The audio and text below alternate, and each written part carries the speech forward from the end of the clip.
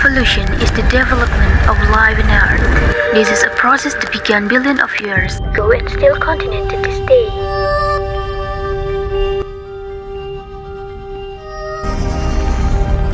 Untuk memahami evolusi, saya akan mengajak kalian melintasi ruang dan waktu dan kembali ke beberapa miliar tahun yang lalu.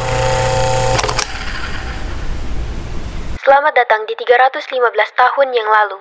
Ini merupakan spesies pembawa budaya berjalan tegak yang hidup di tanah dan kemungkinan besar pertama kali berevolusi di Afrika. Kita akan kembali melakukan perjalanan waktu dan kembali ke 20 juta tahun yang lalu, di mana spesies pemakan buah yang hidup di pohon-pohon Afrika yang disebut proconsuls. Pada 20 juta tahun yang lalu, proconsul masih hidup bergelantungan di pohon-pohon karena bahaya akan daratan. Mereka memanjat cabang dengan merangkak dan hampir persis menyerupai kera modern. Tungkai atas dan bawah mereka berukuran sama. Mereka bergerak bersandar pada telapak tangan yang terbuka alih-alih jari yang tertekuk. Tapi 10 juta tahun yang lalu penurunan suhu membuat hutan Afrika jarang, sehingga membuat mereka tidak mungkin untuk pindah dari satu pohon ke pohon lainnya melalui cabang. Terpaksa mereka meninggalkan pohon-pohon. Kemudian keturunan proconsul mulai bergerak di bagian belakang tubuhnya. Kaki mereka masih bisa disensor tetapi dengan lekungan khusus yang memungkinkan bipedalisme. Kerangka Ardipithecus yang hampir lengkap membuktikan bahwa makhluk-makhluk ini mampu berjalan, meskipun tidak semudah yang kita lakukan. Lengan Ardipithecus panjangnya selutut dan tangannya setengah manusia dan setengah mirip kera. Mereka memang perantara antara manusia dan kera. Karena semua fitur pada Ardipithecus memediasi sepenuhnya mirip kera dan sepenuhnya fitur manusia, tetapi hidup terus berjalan. Pohon menjadi jarang dan Afrika berubah menjadi sabana tanpa batas. 4 juta tahun yang lalu, makhluk-makhluk baru mondar-mandir di sabana, disebut Australopithecus glacial. Kemudian, para Ardipithecus menyesuaikan diri dengan lingkungan baru mereka. Mereka mulai berjalan dengan menggunakan kedua kaki. Mereka mengumpulkan dan memakan segalanya dan mampu berjalan bermil-mil. Mereka membentuk kelompok kohesif yang memungkinkan mereka mengusir bahaya. Kemudian 3 juta tahun yang lalu, Australopithecus afarensis dari Afrika Timur berevolusi menjadi manusia pertama. 2,5 juta tahun yang lalu, nenek moyang kita melintasi Rubicon, ukuran otaknya mereka mencapai 700 gram.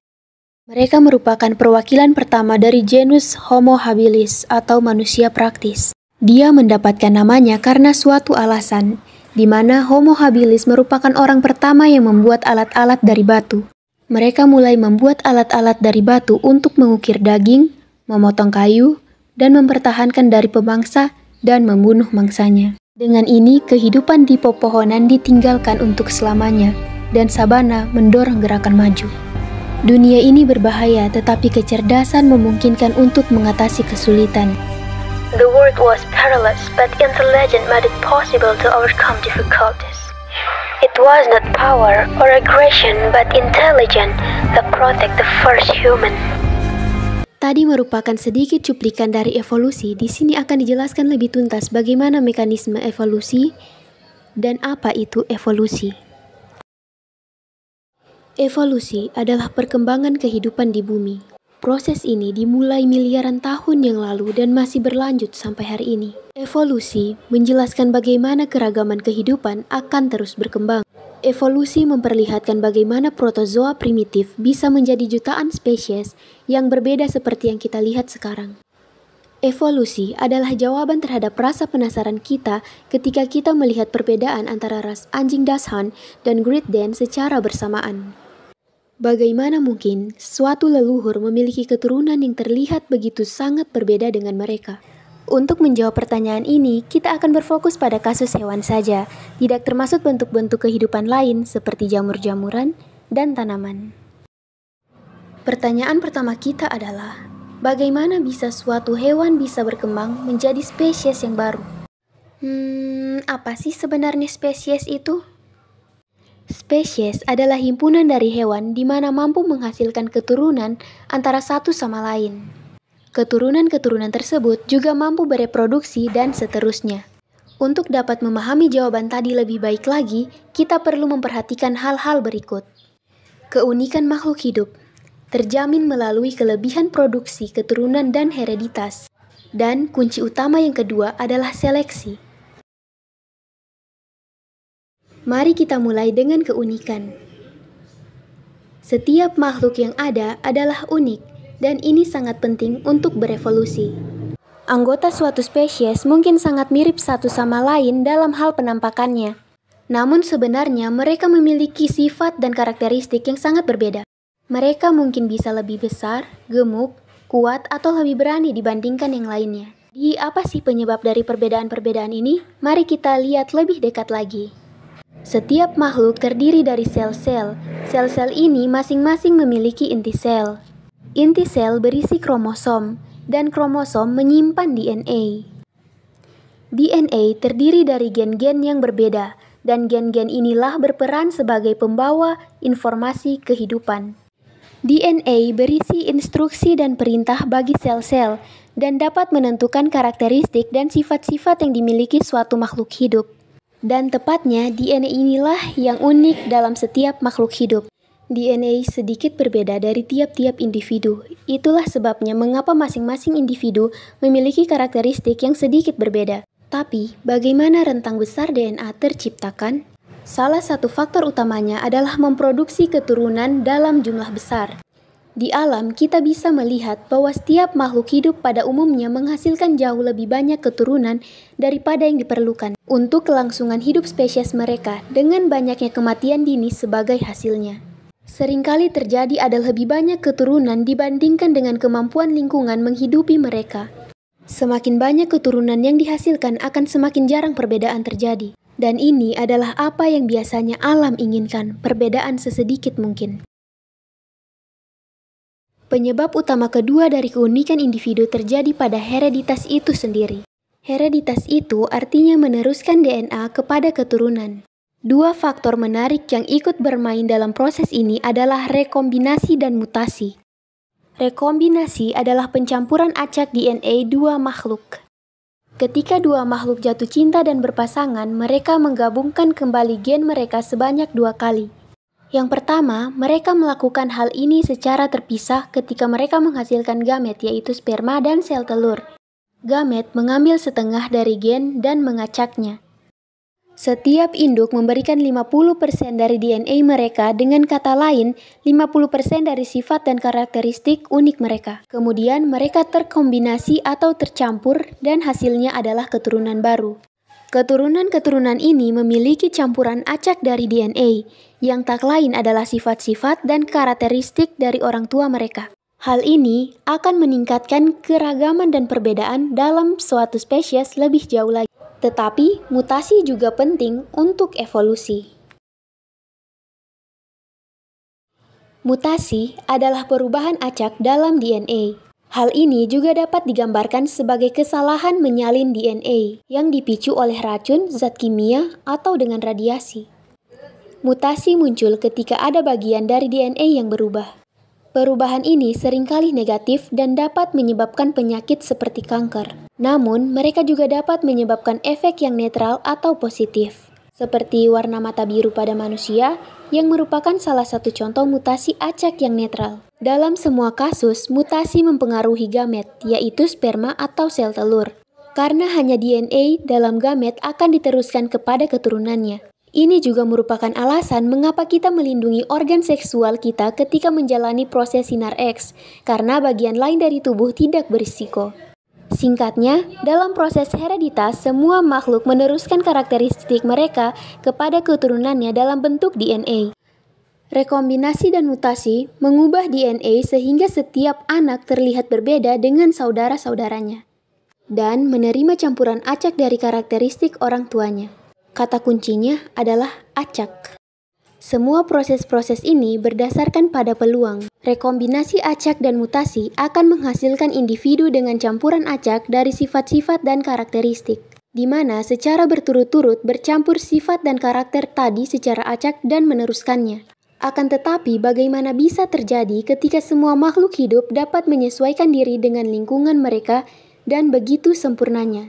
Misalnya, belalang sembah, burung kolibri, dan ikan kodok.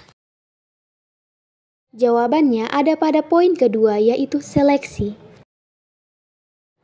Setiap individu akan mengalami proses seleksi alam. Seperti yang telah kita pelajari, setiap individu agak berbeda dengan sesamanya, dan ada variasi yang luas dalam suatu spesies. Pengaruh lingkungan memberikan efek terhadap makhluk hidup. Efek tersebut disebut sebagai faktor-faktor seleksi alam yang terdiri dari predator, parasit, hewan dari spesies yang sama, racun, perubahan habitat, atau iklim. Seleksi alam adalah proses yang akan dialami setiap individu. Setiap makhluk memiliki kombinasi unik dan sifat dan karakteristik. Kombinasi ini membantu mereka untuk bertahan hidup di lingkungan mereka atau bisa juga tidak atau mungkin. Siapapun dengan kombinasi yang tidak cocok akan terseleksi dari lingkungan. Mereka yang memiliki kombinasi yang sesuai dengan lingkungan akan bertahan hidup dan dapat menurunkan sifat dan karakteristik telah menjadi lebih baik. Inilah sebabnya mengapa keberagaman sangat penting. Inilah sebabnya mengapa makhluk hidup berusaha sekeras mungkin menghasilkan keturunan yang berbeda. Perbedaan tersebut akan meningkatkan peluang bahwa setidaknya salah satu dari keturunan mereka dapat melewati proses seleksi alam. Mereka memaksimalkan peluang mereka untuk bertahan hidup. Salah satu contoh yang baik ini dapat dilihat pada sekelompok burung finch yang hidup di sebuah pulau terpencil. Mereka adalah salah satu hewan yang paling terkenal dalam dunia ilmu pengetahuan dan dikenal sebagai burung finch Darwin, nama yang diambil dari nama penemu mereka, Charles Darwin. Dan berikut adalah cerita tentang mereka. Beberapa ratus tahun yang lalu, sekelompok kecil burung finch tertiup ke Pulau Galapagos di tengah Pasifik. Kemungkinan oleh badai besar. Burung-burung ini terdampar dalam lingkungan yang benar-benar baru bagi mereka. Surganya burung finch, tempat di mana banyak makanan dan tidak ada predator. Mereka berkembang biak dengan cepat dan banyak. Seluruh kepulauan tiba-tiba dipenuhi oleh burung finch. Ini juga berarti bahwa pasokan makanan menjadi makin langka. Surga finch terancam oleh kelaparan, dan sesama burung finch menjadi pesaing. Saat inilah seleksi alam terjadi. Keunikan dan perbedaan kecil mereka, yang dalam hal ini paruh yang sedikit berbeda, mengakibatkan beberapa burung mampu menghindari kompetisi dengan sesamanya. Paruh dari beberapa burung finch lebih cocok untuk menggali cacing, sedangkan burung finch yang lain mampu menggunakan paruh mereka untuk memakan biji-bijian. Alhasil, burung-burung finch ini menghasilkan kelompok-kelompok ekologi. Mereka yang berada dalam kelompok ini aman dari kompetisi yang berlebihan. Mereka segera mulai berpasangan terutama dengan burung finch yang menggunakan kelompok yang sama. Selama beberapa generasi, karakteristik-karakteristik ini menjadi lebih berkembang. Kemungkinan mereka mengeksploitasi kelompok mereka dengan sukses. Perbedaan antara finch penggali cacing dan finch pemecah biji menjadi begitu besar, sehingga mereka tidak bisa lagi berpasangan dengan satu sama lain. Sebagai hasilnya, terciptalah spesies yang berbeda. Saat ini ada 14 spesies yang berbeda dari finch yang hidup di Kepulauan Galapagos, yang semuanya berasal dari kelompok burung finch yang terdampar. Ini adalah bagaimana spesies baru tercipta oleh evolusi, melalui interaksi individu yang unik, kelebihan produksi keturunan, rekombinasi dan mutasi pada hereditas, dan akhirnya melalui seleksi. Mengapa hal ini begitu penting? Hal ini menjelaskan tentang dari mana variasi makhluk hidup berasal dan mengapa makhluk hidup bisa beradaptasi begitu sempurna dengan habitatnya. Bukan hanya itu, hal ini juga berakibat terhadap kita secara pribadi. Setiap manusia adalah hasil dari 3,5 miliar tahun evolusi dan itu termasuk Anda. Nenek moyang Anda berjuang dan beradaptasi untuk bertahan hidup. Kelangsungan hidup adalah hal yang sangat tidak pasti. Jika kita mempertimbangkan fakta bahwa 99% dari semua spesies yang pernah hidup telah punah, maka Anda dapat menganggap diri Anda sebagai sebagian dari kisah sukses. Dinosaurus telah menghilang tetapi Anda masih hidup menonton video ini. Karena Anda sangat istimewa, sama seperti makhluk lain yang ada saat ini. Tak dapat direproduksi kembali dan unik di alam semesta ini.